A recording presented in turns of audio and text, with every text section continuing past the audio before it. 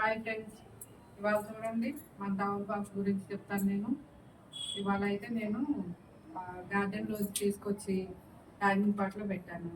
మా అంకుల్ గారు రోజు తమలపాకు తెమ్మంటుంటే నేను మర్చిపోతున్నాను కదా గార్డెన్లోంచి.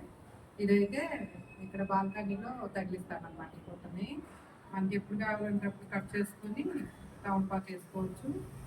ఈ తమలపాకు మనం వారానికి 2-3 సార్లు తింటూ ఉంటే ఇందులో కాల్షియం ఉంటుంది తమలపాకు. మనం విడిగా తినలేం కదా, అందుకని పాలు తయారు చేసుకొని తింటే సున్నము వక్క ఈ తమలపాకు చక్కగా వారంలో 2-3 సార్లు తింటూ ఉంటే మనకి చాలా కాల్షియం అందుతుంది దీనివల్ల.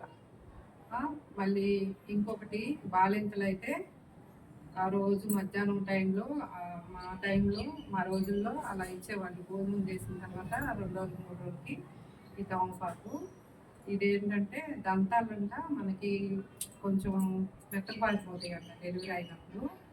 ఆ తమలపాకు నవలడం వల్ల ఒక్క అవన్నీ ఉంటాయి కదా అందులో, కొంచెం దంతాలు గట్టిపడతాయని అప్పుడు ఆ టైంలో ఇచ్చేవాళ్ళు. ఓకేనా, ఇలా ఉపయోగించండి తమలపాకుని. Okay, bye.